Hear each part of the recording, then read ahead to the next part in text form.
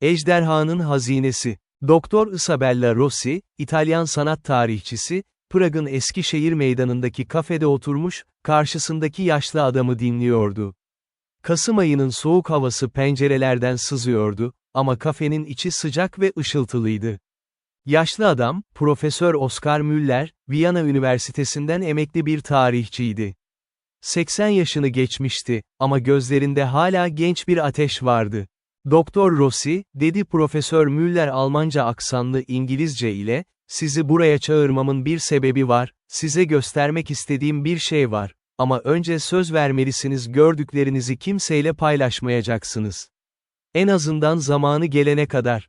Isabella merakla öne eğildi. 40 yaşındaydı, kariyerinin zirvesindeydi ve Rönesans sanatı konusunda dünyanın en tanınmış uzmanlarından biriydi. Ama Profesör Müller'in gizemli telefon çağrısı onu çok meraklandırmıştı. Söz veriyorum, Profesör. Müller, eski deri bir çanta çıkardı ve içinden sararmış bir pergament çıkardı. Pergament inanılmaz derecede eskiydi, kenarları yıpranmıştı. Bu pergament 1456 yılına ait, dedi Müller. Bizans İmparatorluğu'nun düşüşünden 3 yıl sonra. Konstantinopolis'ten kaçan bir rahip tarafından yazılmış. Isabella pergamentı dikkatle inceledi. Latin ve eski Yunanca yazılmıştı. Üzerinde bir harita ve gizemli notlar vardı. Ne diyor? Ejderhanın hazinesinden bahsediyor, dedi Müller sessizce. Ama bu normal bir hazine değil. Bizans İmparatorluğu'nun kayıp hazinesi. Altın, değerli taşlar, ama en önemlisi kayıp sanat eserleri. Kayıp İskenderiye Kütüphanesi'nden kitaplar, eski Yunan heykelleri, Ortodoks ikonları. Isabella şüpheli baktı. Profesör, Bizans hazinesi hakkında yüzyıllardır efsaneler anlatılıyor. Ama hiç kimse bulamadı. Çünkü yanlış yerde arıyorlardı, dedi Müller. Herkes Türkiye'de, Yunanistan'da arıyordu. Ama pergament farklı bir yer gösteriyor. Transilvanya, Romanya'nın kalbi. Transilvanya, Drakula'nın ülkesi, evet, ama Drakula yani Vlad Tepes gerçek bir kişiydi. Ve Bizans İmparatorluğu ile yakın ilişkileri vardı. Pergamenta göre, son Bizans İmparatoru, hazineyi Konstantinopolis düşmeden önce gizlice kaçırmış. Ve güvenli bir yere saklamış. Transilvanya'daki bir kalede. Hangi kale? Bran Kalesi değil. Herkes Bran Kalesi'ni biliyor. Ama başka bir kale var. Poenari Kalesi. Dağların derinliklerinde, ulaşılması çok zor. Ve efsaneye göre, orada bir ejderha var. Gerçek bir ejderha mı? Isabella gülümsedi. Hayır, tabii ki değil. Ama, ejderha, Drakul ailesinin sembolüydü. Vlad Tepes'in babası, Vlad Drakul ejderha Vlad diye bilinirdi. Drakula, demek, ejderhanın oğlu. Efsaneye göre, Vlad Tepes, Bizans hazinesini kalesinde sakladı. Ve öldüğünde, hazine kayboldu. Isabella pergamentı tekrar inceledi. Gerçekten de bir harita vardı. Karpat Dağları, Poenari Kalesi ve Ejderhanın Uykusu yazan bir işaret. Profesör, siz buna inanıyor musunuz? Müller derin bir nefes aldı. Isabella, ben bunun peşinde 50 yıldır koşuyorum. Gençken, bu pergamentı İstanbul'da bir antikacıdan satın aldım. O zamandan beri araştırıyorum. Ama artık yaşlıyım. Romanya dağlarına tırmanamam. Ama siz yapabilirsiniz. Ve doğru ekiple, hazineyi bulabilirsiniz. Hangi ekip? 3 kişiyle konuştum. Hepsi bu işte uzman. Hepsi güvenilir. Yarın, hepsi Bükreş'te olacak. Onlarla tanışın. Eğer onlar da inanırsa, hazineyi arayın. Isabella düşündü. Bu delilik olabilirdi. Ama Profesör Müller ciddi görünüyordu. Ve eğer hazine gerçekse, bu kariyerinin en büyük keşfi olabilirdi. Tamam, dedi Isabella. Bükreş'e gideceğim. Ertesi akşam, Isabella kendini Bükreş'in eski şehrinde, karanlık bir otelin toplantı odasında buldu. Odada 3 kişi daha vardı. Birincisi, Doktor Dimitri Volkov, Rus arkeolog. 40'lı yaşlarında, gür sakallı, ciddi yüzlü bir adamdı. Sovyet döneminde Hermitage Müzesi'nde çalışmıştı, şimdi bağımsız bir araştırmacıydı. Doktor Rossi, dedi Dimitri Rusça aksanla, Profesör Müller bana sizi anlattı. Bizans sanatı uzmanı, gerekli. İkincisi, Anja Popescu, Roman tarihçi ve dağcı. 30'lu yaşlarında, atletik, kısa siyah saçlı bir kadındı. Bükreş Üniversitesi'nde öğretim üyesiydi. Hoş geldiniz, Doktor Rossi, dedi Anja mükemmel İngilizce ile. Poenari Kalesi çok tehlikeli bir yer. 1480 basamak çıkmanız gerekir. Ve kale yarı yıkık. Ama rehberlik edebilirim. Üçüncü kişi, Henry Beaumont, Fransız mühendis ve hazine avcısı. 50'li yaşlarında, zarif, beyaz sakallı bir beyefendiydi. Mademoiselle Rossi, dedi Henry klasik Fransız zarafetiyle, ben yıllardır kayıp hazineler arıyorum. Mısır'da, Peru'da, Kamboçya'da. Her yerde. Ama hiçbiri Bizans hazinesi kadar heyecan verici değil.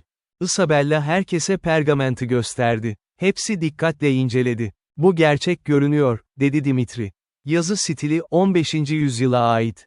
Ve mühür, bu Bizans İmparatorluk mührü. Haritada doğru, dedi anca. Poenari Kalesi'nin konumu tam. Ve, ejderhanın uykusu, bu muhtemelen kalenin altındaki mağara sistemini kastediyor. Mağara mı, diye sordu Isabella. Evet, Poenari Kalesi, dik bir kayanın üzerinde inşa edilmiş. Ama altında doğal mağara sistemi var, hiç kimse tam olarak keşfetmedi. Çok tehlikeli. Derin uçurumlar, yeraltı nehirleri. Henry gülümsedi. İşte bu yüzden burada olmam gerekiyor. Ben mağara dalışçısıyım da. Ekipmanım var. Peki, gidiyoruz değil mi? Diye sordu Isabella. 4 kişi birbirine baktı. Sonra hepsi başını salladı. Yarın başlıyoruz, dedi anca. Ertesi sabah, grup bir SUV ile Bükreş'ten ayrıldı. Kuzeye, Karpat dağlarına doğru gidiyorlardı. Yol manzarası muhteşemti, karlı dağlar, derin ormanlar, eski köyler. Öğleden sonra, Küçük Arefu köyüne vardılar. Köy, Poenari Kalesi'nin dibindeydi. Köylüler onları garip gözlerle izledi. Onlar neden bize böyle bakıyorlar, diye sordu Isabella. Çünkü kimse Poenari'ye çıkmaz, dedi anca. Lanete inanıyorlar. Vlad Tepes'in ruhu orada dolaşırmış. Ve gece vakti, ejderha sesleri duyulurmuş. Batıl inanç, dedi Dimitri. Belki, dedi anca. Ama köylüler ciddi. Geçen yıl, 2 Alman turist kalede kayboldu. Bulunamadı. Kalede yürüyüşe başladılar. 1480 basamak, dik ve yorucuydu. 1 saat sonra, Kalne'nin kapısına ulaştılar. Poenari Kalesi, hayal kırıklığı yaratıcıydı. Yarı yıkıktı, sadece birkaç duvar ayakta duruyordu. Ama manzara inanılmazdı. Argeş Nehri aşağıda akıyor, etrafta dağlar uzanıyordu. Burası boş, dedi Henry hayal kırıklığıyla. Hazine yok. Çünkü üstte değil, dedi anca. Altta, mağaralarda. Kalenin ortasında, eski bir kuyu vardı. Demir kapakla kapalıydı. Anca kilidi açtı. Bu kuyu, alttaki mağara sistemine açılıyor. Ama çok tehlikeli. 50 metre dikey iniş. Henry ekipmanını çıkardı, halatlar, kancalar, fenler. Ben ilk ineceğim. Güvenli olup olmadığını kontrol ederim. Halat bağladı ve kuyuya indi. 5 dakika sonra, aşağıdan sesi geldi. Güvenli, inebilirsiniz. Birer birer indiler. Kuyu sonunda, büyük bir mağara vardı. Duvarlar nemli, hava soğuktu. Fenerlerini yaktıklarında, inanılmaz bir manzara gördüler. Mağara devasa ve doğal oluşumlarla doluydu, sarkıtlar, dikitler, yeraltı gölü. Ama en çarpıcı şey, duvarlardaki oymaylardı. İnsan yapımı oymalardı. Ejderhalar, savaşçılar, kaleler. Ortaçağ Roman sanatı. Buraların kutsandığını söylemiştim, dedi anca. Vlad Tepes'in özel yeri. Dimitri duvarları inceledi. Burada yazılar var. Eski Slavca. Ejderhanın hazinesi bekliyor. Sadece sadıklar bulacak. Neresi, diye sordu Isabella. Anca haritayı çıkardı ve Pergamental karşılaştırdı. Pergament diyor ki, ejderhanın kalbine git. Orada 3 kapı var. Doğru kapı, sadıklara açılır. Ejderhanın kalbi ne, diye sordu Henry.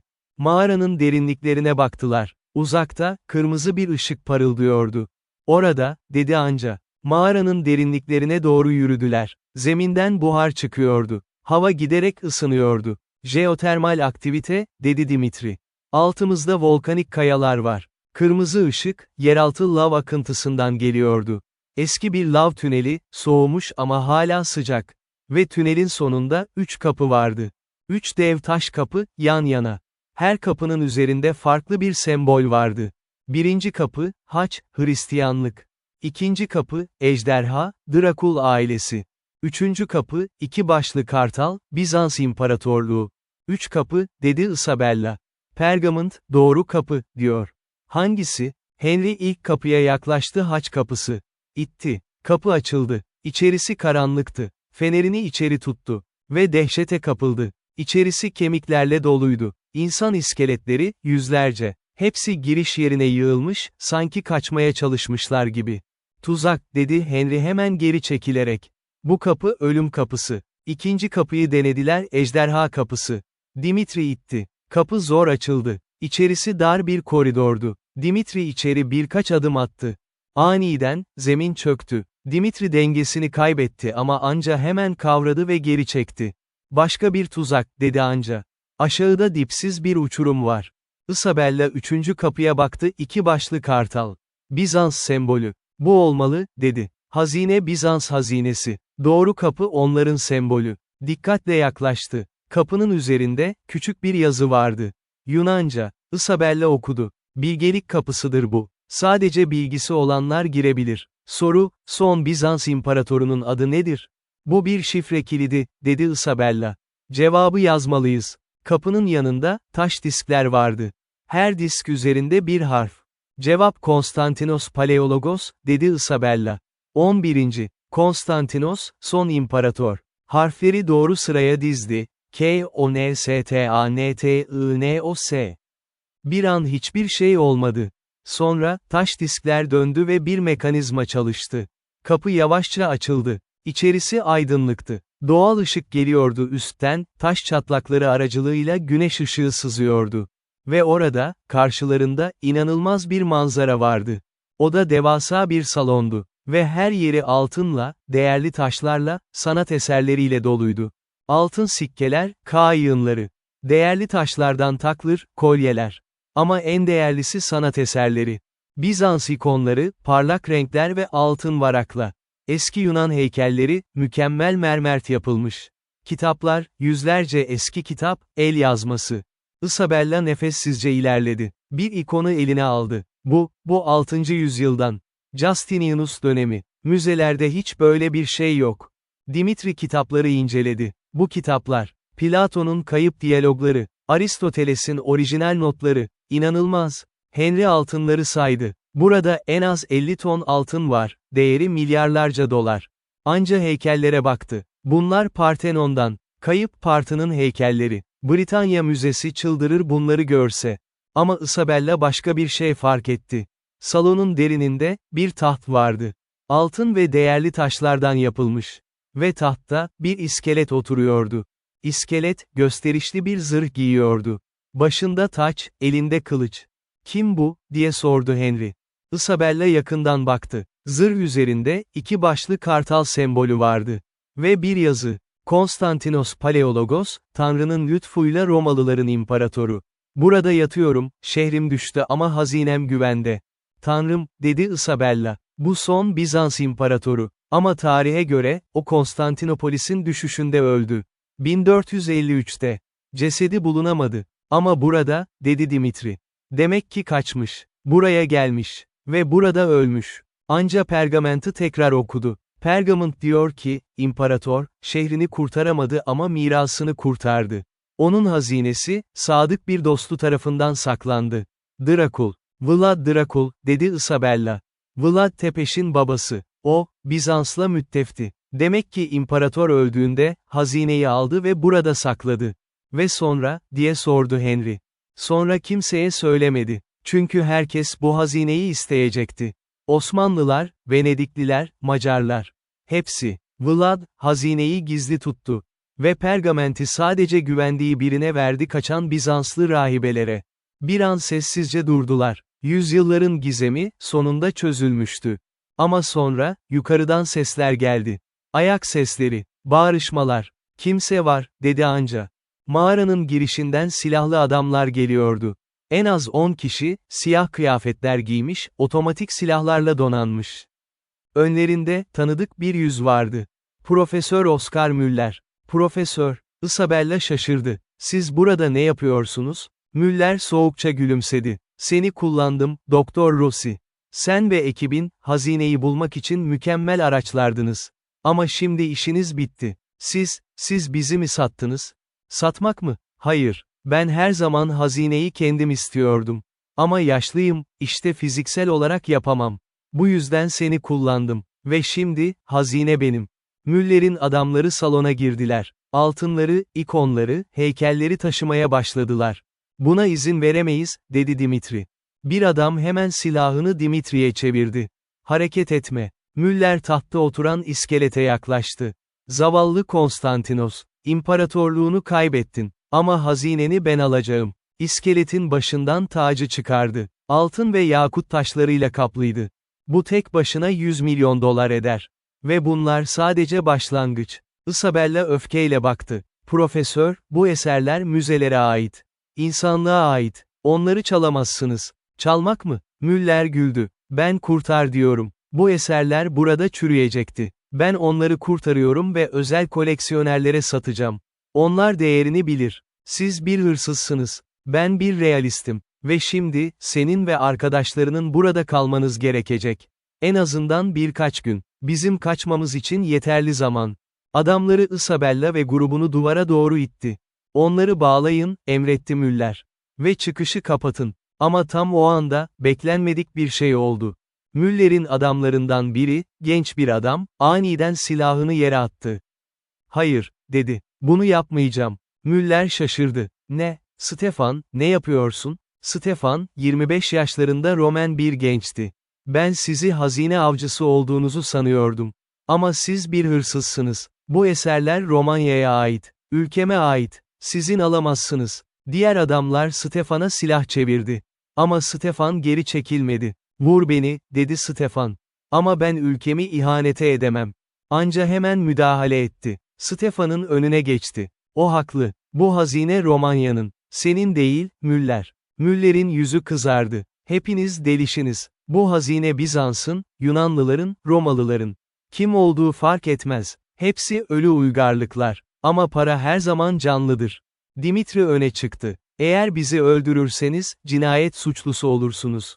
Hükümetler sizi arayacak. Sizi öldürmeyeceğim, dedi Müller. Sadece burada bırakacağım. Birkaç gün sonra kurtulursunuz. Ama o zamana kadar ben çoktan kaybolmuş olurum. Adamları Isabella ve ekibini bağlamaya başladılar. Ama Stefan hala direndi. Hayır, dedi Stefan ve bir adama saldırdı. Kargaşa başladı. Stefan, adamlardan birini yere düşürdü ve silahını kaptı. Anca hemen ona yardım etti. Henry hallarını kesti ve Dimitri ile Isabella'yı serbest bıraktı. Silah sesleri yankılandı. Ama kimse vurulmadı, herkes koydu duvarların arkasına. Kaçın, diye bağırdı Stefan. Mağaranın başka çıkışı var, oradan gidebiliriz. Anca liderlik etti. Salonun arkasında, dar bir tünel vardı. İçeri koştular. Müller'in adamları onları takip etti. Tünel karanlık ve daracıktı. Sürünerek ilerliyorlardı. Arkalarında silah sesleri geliyordu. 5 dakika sonra, başka bir mağaraya çıktılar. Bu mağara daha küçük ama yeraltı nehri vardı. Nehir, dedi Henry. Eğer nehri takip edersek, dışarı çıkar. Ama soğuk, dedi Isabella. Donacağız. Başka seçeneğimiz yok. Nehre girdiler. Su buz gibiydi. Ama akıntı hızlıydı, onları ileri taşıyordu. Karanlıkta, suda, bilinmeze doğru sürüklendiler. Yeraltı nehri hızla akıyordu. Grup, karanlıkta, suyun içinde savruluyordu. Fenerleri suda ıslanmış, artık çalışmıyordu. Sadece kısmi karanlık vardı. Bir şeye tutunun, diye bağırdı Henry. Akıntı çok güçlü. Isabella bir kayaya yapıştı. Ama akıntı onu çekti ve kayayı bırakmak zorunda kaldı. Su onu döndürdü, batırdı, tekrar yüzeye çıkardı. Nefes almakta zorlanıyordu. Soğuk dayanılmazdı. Aniden, uzakta bir ışık gördü. Doğal ışık. Çıkış. Orada, diye bağırdı. Işık görüyorum. Nehir onları ışığa doğru taşıdı. Ve aniden, açık havaya fırladılar. Büyük bir şelale. Nehir, kalenin altından çıkıp Argeş nehrine dökülüyordu. Ve onlar şelaleyle birlikte aşağı düştüler. Düşüş 5 saniye sürdü. Sonra soğuk nehre çarptılar. Su derin ve güçlüydü. Isabella yüzeye çıktı, öksürerek. Etrafına baktı. Dimitri, Anca, Henry, Stefan hepsi yaşıyordu, yüzüyorlardı. Kıyıya, diye bağırdı Anca. Kıyıya yüzdüler ve çıktılar. Ter içindeydiler, üşüyorlardı ama hayattaydılar. Başardık, dedi Isabella nefes nefese. Kaçtık. Ama hazine, dedi Dimitri. Müller alacak. Hayır, almayacak, dedi Stefan kararlılıkla. Polisi arayacağım. Romanya polisi. Müller'i yakalayacaklar. Telefonunu çıkardı. Şükür, su geçirmez kılıftaydı. Hemen 112'yi aradı. Alo, polis, adım Stefan Ionescu. Poenari Kalesi'nde bir hazine hırsızlığı var, uluslararası bir çete. Hemen gelin. Bir saat sonra, Romanya polisi, Interpol ajanları ve askeri helikopterler Poenari Kalesi'ni kuşattı.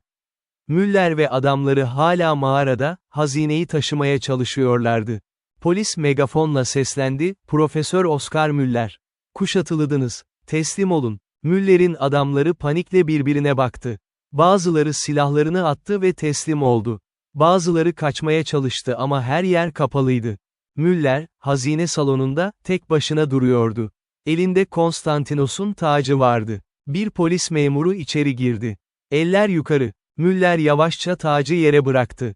Yakalandım, dedi sessizce. Dışarıda, Isabella ve ekibi polise ifade veriyordu. Ana komiser Andrei Popescu, onlarla konuşuyordu. Siz çok cesursunuz, dedi Popescu. Ama çok şanslı da. Müller tehlikeli bir adamdı. Yıllardır onu arıyorduk. Hazine ne olacak, diye sordu Isabella. Romanya Kültür Bakanlığı'na teslim edilecek. Uzmanlar inceleyecek. Sonra, muhtemelen ulusal müzede sergilenecek. Belki bir kısmı Yunanistan'a, İtalya'ya, diğer ülkelere iade edilecek. Bizans hazinesi artık kayıp değil, dedi Dimitri gülümseyerek.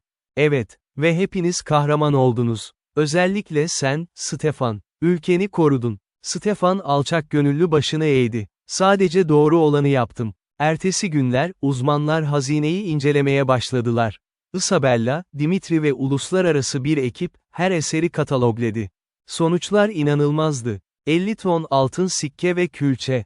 200'den fazla değerli taş, yakut, zümrüt, elmas. 150 Bizans ikonası, 6. ile 15. yüzyıllar arası.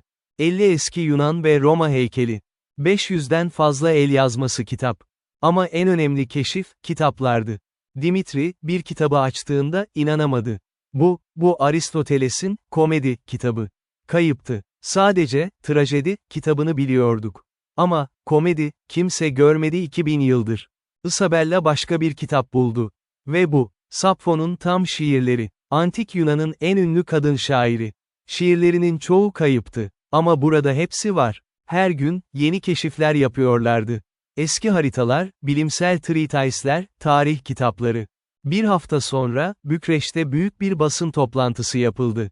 Romanya Kültür Bakanı, Mihaela Georgescu, basın toplantısını açtı.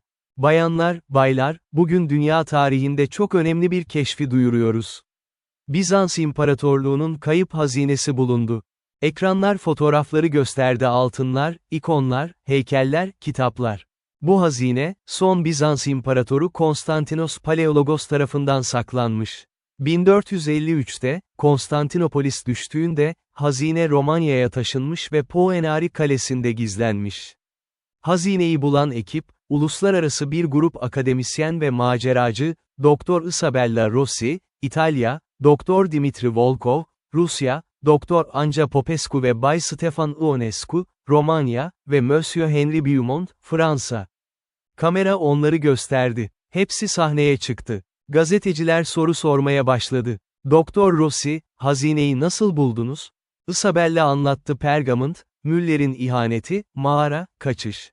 Hazine ne olacak? Bakan cevapladı. Hazine önce tam olarak incelenecek ve restore edilecek.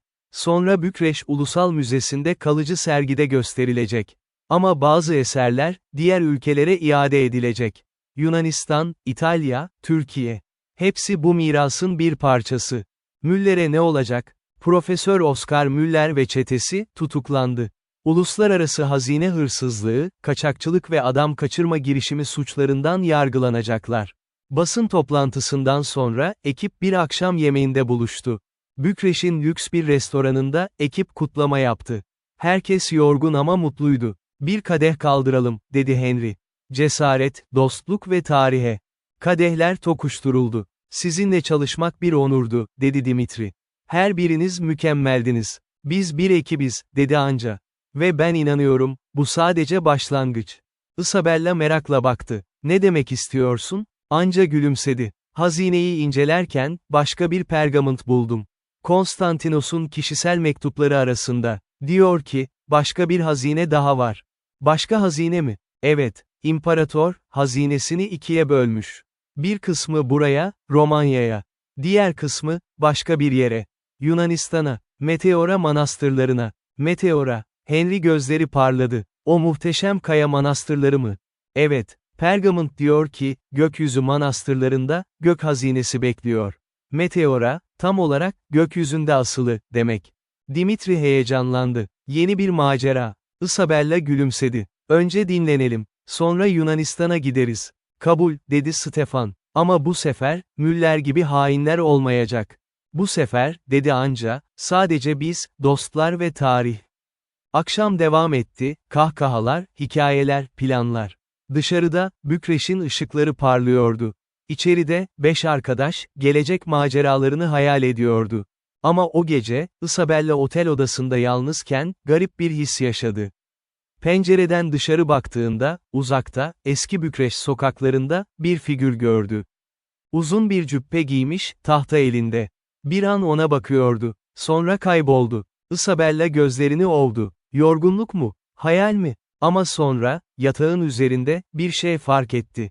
Küçük bir not. El yazısıyla, eski Yunanca. Not diyordu. Teşekkürler, Doktor Rossi. İmparatorluğum kayboldu, ama mirasım yaşıyor. Hazinemi koruyun. Ve eğer Meteora'ya giderseniz, dikkatli olun. Orada başka tehlikeler var. K.P. Konstantinos Paleologos. Isabella ürperdi. Hayalet mi? Hayal mi? Bilmiyordu. Ama bir şey biliyordu, Meteora macerası, daha da tehlikeli olacaktı. Hapishanede, Oscar Müller hücresinde oturuyordu. Yakalanmıştı, ama pişman değildi. Ziyaretçisi vardı. Gizemli bir kadın, peçe takmış, kimliği belli değil. Profesör Müller, dedi kadın soğukça. Başarısız oldunuz. Kim siz? Ben müşterinizim. Size hazineyi bulun diye para verdim. Ama siz yakalandınız. Özür dilerim. Ama, özür kabul edilmez. Ama size bir son şans veriyorum. Eğer hapishaneden çıkarsanız ve Meteora hazinesini bulursanız, sizi affederim. Nasıl çıkacağım? Kadın gülümsedi. Bu benim işim. Bir hafta sonra, transfer edileceksiniz. O sırada, kaçış ayarlanacak. Ve Meteora, Doktor Rossi ve ekibi oraya gidiyor. Onları takip edin. Hazineyi bulduklarında, çalın. Ama onlar dikkatli olacak. Bu yüzden yalnız gitmeyeceksiniz. Size profesyonel bir ekip göndereceğim. Askerler, uzmanlar. Meteora'da, final oyunu olacak. Kadın gitti. Müller gülümsedi. Oyun bitmemişti. Bir ay sonra, Isabella ve ekibi Atina'daydılar. Yunanistan Kültür Bakanlığı'ndan izin almışlardı, Meteora manastırlarını araştırabileceklerdi. Meteora, Yunanistan'ın kuzeyinde, Dıseli bölgesindeydi. Dev kaya sütunları üzerinde inşa edilmiş Ortodoks manastırları. UNESCO Dünya Mirası. Meteora'da 6 aktif manastır var, dedi anca haritayı göstererek. Ama eskiden 24 manastır vardı. Çoğu terk edildi, yıkıldı. Hangi manastıra gitmemiz lazım, diye sordu Dimitri. Isabella pergamento okudu. Pergamont diyor ki, gökten asılan, rüzgarın şarkı söylediği, Aziz'in uykuya yattığı yer. Bunlar ipuçları. Henry düşündü. Rüzgarın şarkı söylediği, belki manastırın yerini kastediyor. Rüzgarlı bir yer, hepsi rüzgarlı, dedi Stefan. Dağların üzerindeler. Aziz'in uykuya yattığı yer, dedi Isabella. Bu bir rahip mezarı olabilir. Hangi manastırda önemli bir mezar var? Anca araştırdı. Varlağım Manastırı. Orada Aziz Varlağım'ın mezarı var. 14. yüzyıldan. O olmalı. Yarın oraya gideceğiz. Ama bildikleri, Müller de aynı bilgiye sahipti. Ertesi sabah, grup Meteora'ya vardı. Manzara inanılmazdı, dev kayalar, gökyüzüne uzanan, üzerlerinde antik manastırlar. Varlağım Manastırı'na çıkmak zor. 195 basamak, dik ve yorucu. Ama sonunda manastırın kapısına ulaştılar. Manastırı yöneten başrahip, Peter Gregorios, onları karşıladı. Yaşlı, uzun sakallı, nazik bir rahibi. "Hoş geldiniz, doktorlar," dedi Yunanca aksanlı İngilizce ile. "Kültür Bakanlığından haber aldık. Bizans araştırması yapıyormuşsunuz." "Evet, Peter," dedi Isabella. "Özellikle Aziz Varlağım'ın mezarını incelemek istiyoruz." "Tabii, tabii. Mezar kilisede. Ama çok eski. Dikkatli olun. Kiliseye girdiler. Duvarlar fresko ile kaplıydı. Azizler, melekler, İsa'nın hayatı. Ortada, taş bir lahit vardı. Aziz varlığımın mezarı. Dimitri mezarı inceledi. Üzerinde Yunanca yazılar vardı. Aziz varlığım, 1360'da öldü. Burada gömülü. Ama hazine nerede, diye sordu Henry. Isabella pergamenti tekrar okudu. Diyor ki, mezarın altında, toprağın derininde, gökyüzü hazinesi yatar. Mezarın altında mı? Stefan şaşırdı. Mezarı açmamız mı lazım? Hayır, dedi anca. Muhtemelen mezarın altında gizli bir oda var. Dimitri zemini kontrol etti. Bazı taşlar boştu, altlarında boşluk vardı. Burada, dedi. Gizli bir giriş var. Taşları kaldırdılar. Altında, dar bir merdiven vardı, aşağı iniyordu. Merdivenden indiler. Karanlık, dar bir koridordu. Sonunda, küçük bir odaya ulaştılar. Oda, kilise fresko ile süslenmişti. Ama aynı zamanda, dolu kutularla. Tahta kutular, yüzyılların nemiyle hasar görmüş ama hala sağlam. İlk kutuyu açtıklar. İçinde, altın ikonalar vardı. Küçük, taşınabilir ikonalar. Bizans sanatı. Gök hazinesi, dedi Isabella. Manastır rahipleri için. Özellikle değerli, kutsal eserler. İkinci kutuyu açtılar. Kitaplar. Eski Yunanca İncil'ler, el yazması, altın ve gümüş kaplamalı. Üçüncü kutu değerli taşlar. Ama sadece taşlar değil. Haç şeklinde, azizlerin kemiklerini içeren mücevherli kutular. Kutsal kalıntılar, dedi Dimitri. Azizlerin kemikleri. Ortodoks kilisesi için çok kutsal. Dördüncü ve son kutu bir taç. Ama normal bir taç değil. Diken taç şeklinde yapılmış, altından. Isabella nefesini tuttu. Bu H.Z. İsa'nın diken taçının replikası. Ama çok eski. Belki 4. veya 5. yüzyıl. Paha biçilmez, dedi Henry. Ama tam o anda, yukarıdan sesler geldi. Bağırışlar, silah sesleri. Ne oluyor, diye sordu Stefan. Koridordan koştular ve kiliseye çıktılar. Müller oradaydı. Ve onunla birlikte, 10 silahlı adam. Profesör Müller. Isabella şok oldu. Nasıl kaçtınız? Dostlarım var, dedi Müller soğukça. Ve şimdi, ikinci hazine de benim olacak. Adamları Isabella ve ekibini köşeye sıkıştırdı. Kutular nerede, diye sordu Müller. Bulamayacaksınız, dedi Dimitri. Müller gülümsedi. Zaten buldum. Sizi takip ettim. Şimdi, kutuları çıkaracaksınız ve bana vereceksiniz. Hayır, dedi Isabella. Bu kutular kutsal. Kiliseler ait. Sizin değil. Bana neyin ait olup olmadığını söyleme. Kutular. Adamlarından biri, kutuları taşımaya başladı. Ama Peter Gregorios araya girdi. Dur, dedi yaşlı rahip. Bu kutular Tanrı'nındır. Onları alamazsınız. Müller, rahibi itip geçti. Yaşlı adam, kafa karışma. Ama o anda, manastırın dışından helikopter sesleri geldi. Ve megafon sesi. Oscar Müller, kuşatıldınız. Teslim olun. Yunanistan polisi ve Interpol gelmişti. Müller lanet okudu. Biri sizi uyarmış. Stefan gülümsedi. Ben, gelmeden önce polise bilgi verdim. Sizi takip ediyorlar. Müller'in adamları panikledi. Bazıları silahları bıraktı. Bazıları kaçmaya çalıştı ama manastır kuşatılıydı. Müller, son bir hamle yaptı. Kutulardan birini kaptı ve pencereye koştu. Eğer beni tutuklarsanız, kutuyu atarım. 200 metre düşecek. Parçalanacak. Isabella öne çıktı. Müller, yapmayın. O kutu kutsal. Tahrip edemezsiniz. İzle beni. Ama Peter Gregorios sessizce yaklaştı. Profesör Müller, dedi yaşlı rahip sakince. Siz bir tarihçisiniz. Tarihi seviyorsunuz. Neden tahrip ediyorsunuz? Çünkü para istiyorum. Ün istiyorum. Ama para ve ün geçicidir. Tarih sonsuzdur. Eğer o kutuyu yok ederseniz, adınız tarihte, yıkıcı, olarak anılacak. Ama eğer bırakırsanız, belki affedilirsiniz.